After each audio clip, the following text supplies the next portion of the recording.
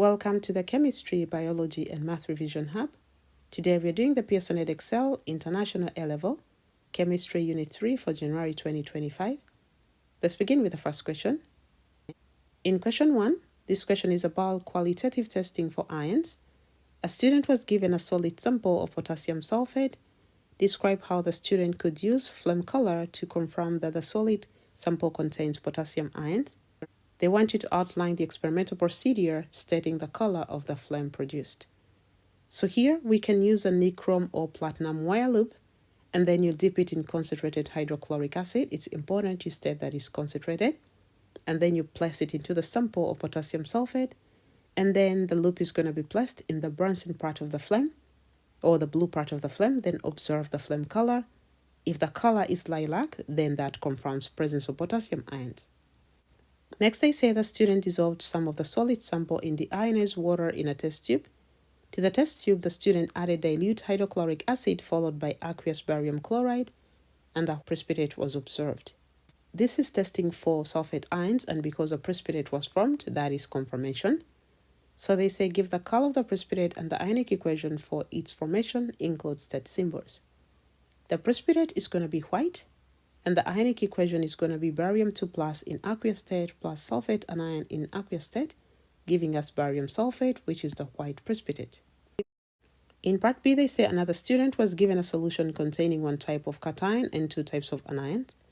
The student warmed some of the solution in a test tube before adding aqueous sodium hydroxide and holding damp red litmus paper at the mouth of the test tube. From the results, the student identified the cation as ammonium cation. They want you to explain the student's inference. If this test proved that it's ammonium cation, then the gas was ammonia, and so the damp red litmus paper should turn blue. So the gas turns damp red litmus paper blue, and it's ammonia because it's the basic gas. Next, they say to another test tube of the solution, the student added silver nitrate solution, and a pale yellow precipitate was observed. The student then added an excess of dilute nitric acid, and effervescence was observed. Usually, when effervescence is observed on addition of an acid, it's because a carbonate anion is present, and the effervescence is due to carbon dioxide gas coming off. So if there is a carbonate anion, meaning addition of silver created silver carbonate, so they say some of the precipitate dissolved. The student added an excess of concentrated ammonia solution to the remaining precipitate, and the precipitate dissolved to form a colorless solution. Now, initially, when you saw pale yellow, you would think they're talking about iodide ions, but we know iodide ions do not dissolve in concentrated ammonia, so this could be something else. Something that does not dissolve in dilute but dissolves in concentrated is going to be bromide. The pale yellow could have been bromide because remember, the white precipitate of silver chloride, the cream precipitate of silver bromide, and the yellow precipitate of a silver iodide look almost the same. So the pale yellow could be any of the three in appearance. So this confirms that it's bromide. Then they say complete the table about the student's results. We've already seen the gas is CO2, the precipitate is silver carbonate, and then finally we have silver bromide. Question 2, they say a student used a reaction of magnesium and hydrochloric acid to determine the volume of 1 mole of hydrogen gas at room temperature and pressure. So this is the equation for the reaction, and they say the procedure: weigh 0.03 grams of magnesium ribbon, add approximately 25 centimeters cubed of 2 mole per decimeter cubed hydrochloric acid into a burette, and carefully add 25 centimeters cubed of water on top. Push the magnesium ribbon into the open end of the burette so that it stays in position. Quickly invert the burette, clamp the burette vertically, and take the burette reading. Wait for magnesium to start reacting. Take the final reading after all the magnesium has reacted. So the aim here is to make sure all the magnesium reacts. Since we want all this to be finished, this has to be in excess, more than required. So this is the setup. And they say explain why the volume of hydrochloric acid added to the burette in step 2 does not need to be exact. The key thing here is we want the magnesium to be completed. So if you go back here, the mass of magnesium was 0.03. So if I calculate the number of moles, I'll be able to find the moles of that.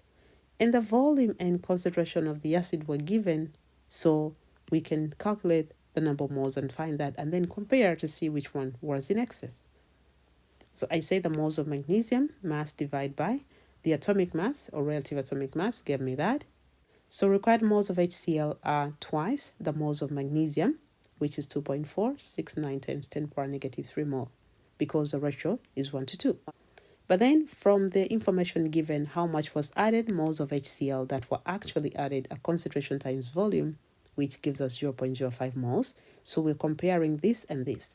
The number of moles that are required based on the mass of magnesium added, we need this of HCl, however we have more. So the HCl added, which is 0.5, is greater than the moles of HCl required.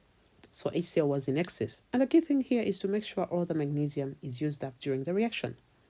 Then in part B, they say state why the magnesium does not start reacting as soon as the burette is inverted in step 4. This is because when they invert, the magnesium is going to be closer to the water. We need the acid to come in contact with the magnesium so that the reaction can start. So the acid layer is at the bottom and the magnesium is above. So when you invert, the magnesium will be in contact with water and not with the acid. So we need the acid and the magnesium to interact for the reaction to occur. Next, they say the diagram shows the burette reading from step 4 and 5. Here we have about 46.25. This is not exactly 46.5. Please note that it's less than halfway, so 25. And here the burette reading, which is going to be about 10.7. So they say record the burette readings and hence the volume of hydrogen gas produced in this experiment. We've already seen 46.25 and 10.7, so the difference is going to be 35.55. That is the volume of the gas that was produced. Then they say calculate the volume of 1 mole of hydrogen gas at RTP in centimeters cubed using your answer to C, the reaction equation, and the mass of magnesium used in the procedure. They've given us the equation again, and we are looking for the volume here. So using the mass of magnesium and calculating the number of moles, mole ratio is 1 to 1, so the moles of magnesium are equal to the moles of hydrogen. And then the molar volume, which we are looking for, is going to be the volume of gas, which is this one here, divided by the number of moles, giving us 28796 centimeters cubed per mole. In part E, they say the magnesium ribbon used in step 1 contained a magnesium oxide impurity of up to 2% by mass. They wanted to explain whether this magnesium oxide impurity could account for any difference in your answer to D from the data book value. So no calculations are required. If there is magnesium oxide, it means the moles of magnesium that react are going to be fewer, since this magnesium oxide is going to be part of the solid that is weighed. So it would be small to account for the difference and the effect on the calculated value of 1 mole of magnesium gas. Next, they say 2 readings were taken to measure the mass of magnesium used in the experiment. The uncertainty in each reading was that. Calculate the percentage uncertainty in the mass of magnesium used in the experiment. So remember, in the experiment, we measured 0.03. So the uncertainty should be the number of times you measure times the uncertainty divided by the measured value times 100, giving us 16.7%. Then next they say the student wanted to reduce the percentage uncertainty by doubling the mass of magnesium. Give the reason why the experiment outlined in the procedure could not be conducted successfully using double the mass of magnesium. If we go back here, the initial mass gave 0.03 gave this volume. So if we double to 0.06, it's going to give almost double the volume of this, which cannot fit in the burette, since the burette reads a maximum of 50 centimeters cubed. So here I say doubling the mass of magnesium would yield a volume greater than the burette can contain. In question 3, the concentration of a solution of barium hydroxide can be determined using a standard solution of ethane dioic acid. State what is meant by the term standard solution. This is a solution whose concentration is accurately known. Next, they say describe the preparation of 100 centimeters cubed 0.05 mole per decimeter cubed standard solution of ethane dioic acid, starting with crystals of ethane dioic acid dihydrate. Your answer should include details of apparatus used and the mass that is required. So we need to find how much mass of the solid we have to input. So molar mass of the ethane dioic acid is equal to that. So the required moles are concentration times volume, and I got 0.005. So we know the molar mass So we know the molar mass of the sample we're going to use, and we know the required moles, so I'm going to find the mass that we should actually weigh. Mass required is going to be number of moles times the molar mass, giving us 0.36 grams. So if we weigh this mass and dissolve it in 100 centimeters cubed of water, we'll get a solution of 0.05 mole per decimeter cube. So I said measure 0.36 grams of the sample into a beaker. You will add about 50 centimeters cubed of distilled water to dissolve the solid. Then you transfer the solution and the washings into a 100 centimeters cubed volumetric flask. I'm using 100 centimeters cubed because that's the volume we require. Then you will add distilled water to the 100 centimeters cubed mark and then mix the solution to ensure a uniform concentration is generated or is formed. In part C, they say 25 centimeters cubed or 0.05 mole per decimeter cubed ethane dioic acid solution was added to a conical flask and titrated with barium hydroxide solution of an unknown concentration. Name that piece of apparatus that should be used to add ethane dioic acid solution to the conical flask. Because it's 25 centimeters cubed, I prefer to use a pipette.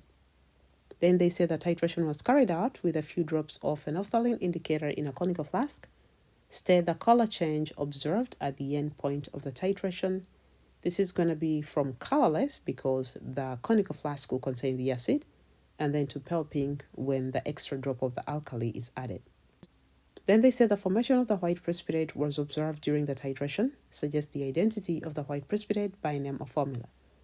Since we have barium, it's going to be barium ethane dioate. Then the titration was repeated, giving a mean titer of that.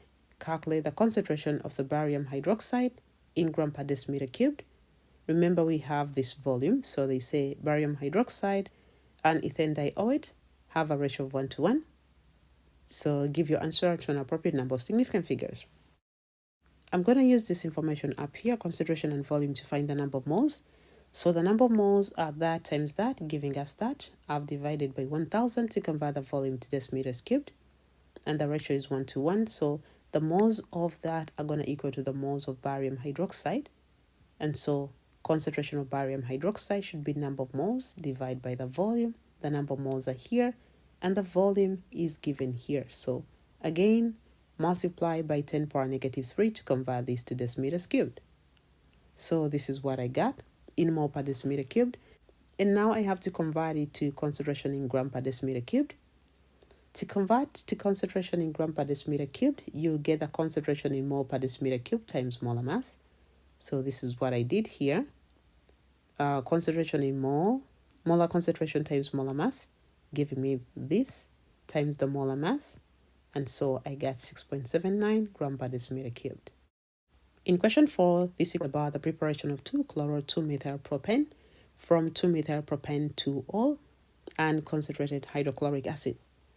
This is using a tertiary alcohol to produce a tertiary chloroalkane. Procedure, they say step 1, pour 9 centimeters cubed of 2-methylpropane 2-ol into a separating funnel.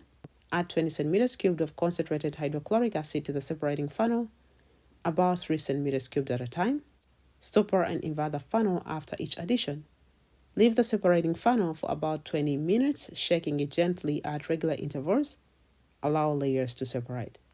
Step 4, you discard the aqueous layer before washing the organic layer repeatedly with sodium hydrogen carbonate. This is to neutralize any acid that is in there, releasing the pressure after addition, so that could generate carbon dioxide. In step 5, transfer the organic layer into a small dry conical flask and add 3 spatula measures of anhydrous sodium sulfate. This is a drying agent, so you'll swirl the flask after each addition. Decant the organic liquid into a pear-shaped flask and distill the 2-chloro-2-methylpropane into a conical flask. In part A, they say give one reason relating to safety why hydrochloric acid is added to the separating funnel 3 centimeters at a time and not all at once.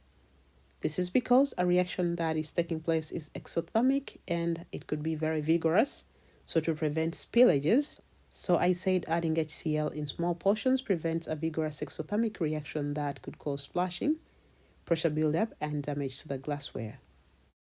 The next I say draw a label diagram of the separating funnel at the end of step 3. This is a separating funnel. Please draw better than I do. The key thing here, we have the density of this, density of the organic liquid being less than the density of water. So the organic liquid is going to be at the top and the aqueous layer is going to be at the bottom. So draw the separating funnel with a tap and then, yeah, you get 2 marks. Next, it says sodium hydrogen carbonate solution is added to remove acid impurities in step 4. Give the reason why a stronger alkali such as sodium hydroxide solution should not be used for this purpose. Strong alkali are going to give a nucleophile or H-, and this is going to react with a halogen or alkane, converting it back into an alcohol. So I said it can react with the organic layer to form an alcohol through a nucleophilic substitution reaction. Indeed, they say state the role of sodium sulfate. In step 5, it was anhydrous sodium sulfate, so this is a drying agent to remove water from the organic product. And in part E, identify 2 changes that must be made to the apparatus shown before distilling in step 6, giving a reason for each change. The first change we see here is this should be inwards and that out, so that when the water comes from down here, it saturates the whole condenser so that cooling is efficiently carried out. And also, this part here should be closed. We need to insert a thermometer with its adapter in order to seal this part, and the bulb of the thermometer should be at this point. So I said place the thermometer in with its adapter to seal the steel head. This prevents the vapor from evaporating out of the apparatus. Reverse the condenser, the water from top at the bottom and water to sink at the upper part closer to the steel head. This ensures the condenser is filled with water for efficient cooling. And here they say calculate the mass of 2-chloro-2-methylpropane produced in this procedure if the percentage yield is 70%. So they've given us the percentage yield and they've given us more information here, the molar masses of the reactant and the product. So I'm going to use the density and the volume given. Initially, we saw 9 centimeters cubed, so density and the volume to give the mass. Mass should be density times volume, which is 0.78 times 9, giving us that. Now this mass, we will find the number of moles. Moles are going to be the mass divided by the molar mass of the reactant, giving us that. And since the ratio is 1:1, we can use that to find the mass of the product, assuming 100% yield, meaning this is the theoretical yield. So the mass of 2-chloro-2-methylpropane should be number of moles times the molar mass. We have the molar mass here, so moles times 92.5, giving us 8.775 grams.